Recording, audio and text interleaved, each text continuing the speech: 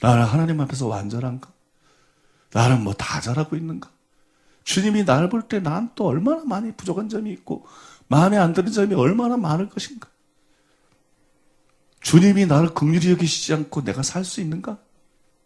응? 주님의 긍휼을 가장 필요하는 사람 중에 하나가 내가 아닌가? 그래서 여러분, 다른 사람을 그렇게 대하지 않아요. 그렇게 대하지 않아요. 여러분, 이게 우리가 긍휼히 여겨야 될 이유예요. 저 사람을 내가 긍휼히 여겨야 되나? 저렇게 잘못했는데 저 사람을 내가 긍휼히 여겨야 되나? 그거 생각하기 전에 생각을 바꿔보세요. 나는 하나님에게 긍휼히 여김을 받을 필요가 없는가? 나에게는 하나님의 긍휼이 필요가 없는가?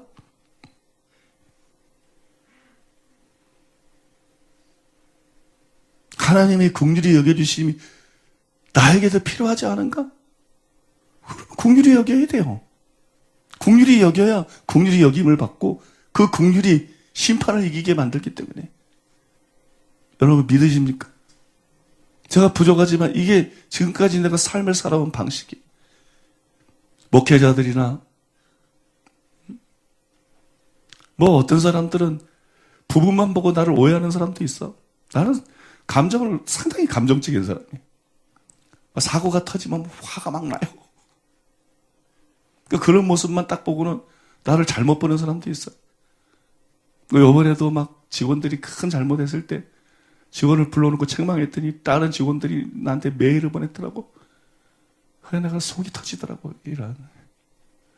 그래서 내가 결국 어떻게 했는데 아무런 조치도 취하지 않고 용서했는데 담임 목사가 그 지적한 그 사건뿐만 아니라 그 전부터 얼마나 많은 스트레스를 받아왔는데 얼마나 많은 잘못들이 있었는데 그걸 다 헤아리지를 못하면서 부금만 보고 그래서 철딱선이 없다 그런 생각을 했어요. 이 일의 기승전결을 다 봐야 되는 거지. 그죠? 성경에도 그렇잖아요. 분을 내어도 죄를 짓지 말고. 그 얘기는 바꿔 말해서 분을 내는 게 죄가 아니라는 거예요. 사람이 감정의 동물인데 엄청 잘못된 걸 보고를 받았는데 어떻게 화가 안 나? 첫 예배를 준비를 해야 되는데 이게 지금 엄청난 차질이 생기고 교회에 엄청난 문제가 생기고 피가 생겼는데 어떻게 화가 안 나? 그 화에 계속 매였으면 그게 죄지만 화나는 일이 있을 때 화나는 거 그게 왜 죄예요? 그렇지 않나요? 사랑하는 여러분, 아무튼 우리가 긍휼히 여김을 받는 게 필요해요. 내가 긍휼히 여김을 받는 게 필요하기 때문에 다른 사람을 긍휼히 여길 수밖에 없어요. 여러분도 마찬가지. 여러분들이 긍휼히 여김을 받는 게 필요하기 때문에 다른 사람을 긍휼히 여겨야 되지. 긍휼히 여기는 사람 되시기 바랍니다. 그냥 말씀 잘하는 사람, 기도 잘하는 사람, 그냥 병 잘 고치는 사람, 찬양 잘 이러면 안 돼. 긍휼히 여기는 사람이 돼야 돼. 여러분 모두 긍휼히 여기는 사람 되시기를 바랍니다. 세 번째로 이 원리는 사랑의 실천 제반에도 해당이 되는 거예요. 사랑에서도 요한일서에서 이렇게 말을 했습니다. 요한일서 4장 17절 18절에 보니까는 이로써 사랑이 우리에게 온전히 이루어진 것은 우리로 심판날에 담대함을 가지게 하려 함이니 주께서 그러하신 것 같이 우리도 이 세상에서 그러하니라. 사랑 안에 두려움이 없고 온전한 사랑이 두려움을 내쫓나니 두려움에는 형벌이 있습니다. 두려워하는 자는 사랑 안에서 온전히 이루지 못하느니라 그랬어요. 그 다음에 여러분 요한도 사랑에서든 야고보뿐만 아니라 사랑에서 사도 요한도 뭐래? 사랑이 우리에게 온전히 이루어진 것은 우리로 심판날에 담대함을 가지게 하려 함이니 주께서 그러하신 것이 우리도 세상에서 그러하니라. 사랑 안에 두려움이 없고 온전한 사랑이 두려움을 내어 쫓나니 두려움에는 형벌이 있습니다. 여기서도 뭐가 심판을 이긴다는 거예요? 사랑이 심판을 이긴다는 거. 긍휼이 심판을 이긴다고 말한 것처럼 긍휼이나 사랑이나 똑같은 거지. 사랑이 심판을 이긴다고 말하는 거. 사랑을 실천하고 사는 사람은 심판을 두려워할 필요가 없어요. 담대할 수 있습니다. 담대함을 가질 수 있어요. 왜냐하면 밥존스 목사님 간증에 나타난 대로 주님은 심판날 우리들에게 그걸 물으실 거예요. 사랑하는 법을 배웠느냐? 그렇게 물으실 거예요. 사랑하는 법을 배웠느냐? 결국 말씀 배우는 것도 기도하는 것도 그죠? 결국 신앙생활하는 모든 것이 사랑하는 거 배우기 위해서 말씀도 배우고 기도도 하고 성령도 받고 은혜도 받고 뭐 그러는 거지. 사랑하는 거 못 배우고 맨날 말씀 배우고 사랑하는 거 못 배우고 맨날 기도하고 사랑하는 법 못 배우고 병 고치고 귀신 쫓고 고린도전서 13장 1절 3절에 나온 것처럼 아무 소용없는 거거든요. 아무 소용없는 거거든요. 결국 신앙생활은 세 계명을 주노니 너희가 서로 사랑하라. 내가 너희를 사랑한 것처럼 너희가 서로 사랑하라. 그리하면 이로써 모든 사람이 너희가 내 제자인 줄 알리라. 예수님이 우리를 사랑하신 것처럼 사랑하는 사람 만들려는 게 이게 기독교인 거지. 믿습니까, 여러분? 사랑하는 사람 만들려는 게 이게 기독교인 거지.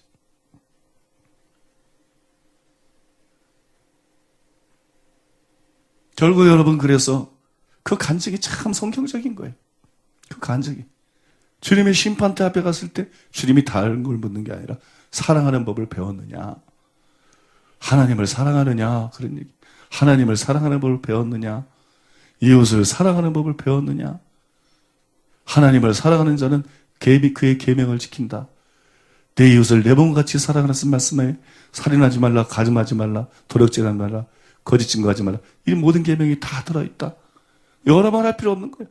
하나님을 정말 사랑하고 이웃을 사랑하면 죄를 떠나게 돼 있고 거룩한 삶을 살게 돼 있고 바르게 살게 돼 있고 우리가 하나님 말씀대로 살지 못하는 만큼 우리가 이기적이라는 거예요. 우리가 하나님 말씀대로 살지 못하는 만큼 우리가 사랑이 부족하다는 거예요. 결정적인 게 바로 사랑인 거예요. 사랑하는 법을 배웠느냐? 예수님도 똑같은 말씀을 하지 않았나요? 양과 염소의 비유를 한마디로 요약하면 사랑하는 법을 배웠느냐? 이거 아니에요. 사랑하는 법을 배웠느냐? 마태복음 25장 34절에서 36절에 보니까는 오른편에 있는 양들에게 내 아버지께 복받을 자들이여 나와 창세부터 너희를 위하여 예비된 나라를 상속받으라. 내가 줄일 때 너희가 먹을 것을 주었고 목마를 때 마시게 하였고 나그네 됐을 때 영접하였고 헐벗었을 때 옷을 입혔고 병들었을 때 돌보았고 옥에 갇혔을 때 와서 보았느니라. 또 41절 43절에 보면 왼편에 있는 염소 같은 사람들에게 저주를 받은 자들아 나를 떠나 마귀와 그 사자들을 위하여 예비된 영원한 불에 들어가라. 내가 줄 때 너희가 먹을 것을 주지 아니하였고 목마를 때 마시게 하지 아니하였고 나그네 됐을 때 영접하지 아니하였고 헐벗었을 때에 옷 입히지 아니하였고 병들었을 때와 옥에 갇혔을 때 돌보지 아니하였느니라 하시니 그렇게 말했어요. 말과 혀로만 사랑하지 말고 행해야 돼요. 실제로. 행해야 됩니다. 진실한 사랑이라면 말과 혀로만 사랑하지 말고 실제로 행해야 돼요. 그러면 이 말씀 다 알고 있죠? 누구를 돕고 있나요?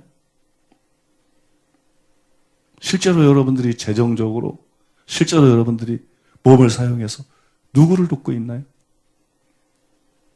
누구를 얼마만큼 돕고 있나요? 여러분 얼마나 돕고 있습니까? 여러분 소득에서 실제로 배고픈 자에게 먹을 걸 주고 목마른 자에게 마실 걸 주고 나그네 된 사람들, 병들은 사람들, 옥에 갇힌 사람들 정말 도움이 필요한 사람들 정말 소외된 사람들에게 얼마나 여러분들이 돕고 있습니까? 사랑은 말이 아니에요. 사랑은 행동이에요. 그래서 사랑의 수고라 그럽니다. 바울이. 사랑의 수고. 사랑은 어머니가 수고하는 것처럼 수고하는 거예요. 사랑은 말이 아니라 사랑은 희생이고 사랑은 섬김이고 사랑은 행동입니다. 그러니까 말이 아니고 실제로 여러분 도와야 돼요. 섬겨야 돼요. 베풀고 나눠주고 믿습니까? 사랑을 실천하고 여러분 그런 삶을 살아가야 돼요. 성경에 보면 사랑 실천을 통해서 긍휼이 심판을 이기고 자랑한다고 하는데 정말로 심판을 이긴 사람의 얘기가 기록되어 있어요. 그 사람이 바로 오네시보로라는 사람이에요. 오네시보로.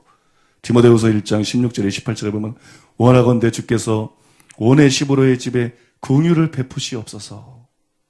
그가 나를 자주 격려해주고 내가 사슬에 매인 것을 부끄러워하지 아니고 로마에 있을 때 나를 부지런히 찾아와 만났음이로다. 원하건대 주께서 그로 하여금 그날의 주의 긍휼을 입게 하여 주옵소서. 그가 또한 에베소에서 얼마나 많이 봉사한 것을 내가 아느니라. 바울이 오네시보로라는 사람을 위해서 기도합니다. 그의 기도 제목이 뭐냐? 주님, 원하건대 오네시보로에게 긍휼을 베풀어 주시옵소서. 그 이유는 뭔가? 그가 내가 옥에같이 했을 때, 많은 사람이 부끄러워하고 죄수라고 외면했을 때, 그가 내가 옥에 갇혔을 때 나를 자주 찾아왔습니다.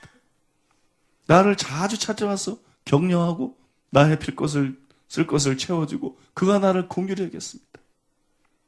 그러니 주님 저를 긍휼히 여겨 주시옵소서. 그 다음 말이 중요해요. 언제 긍휼히 여기느냐?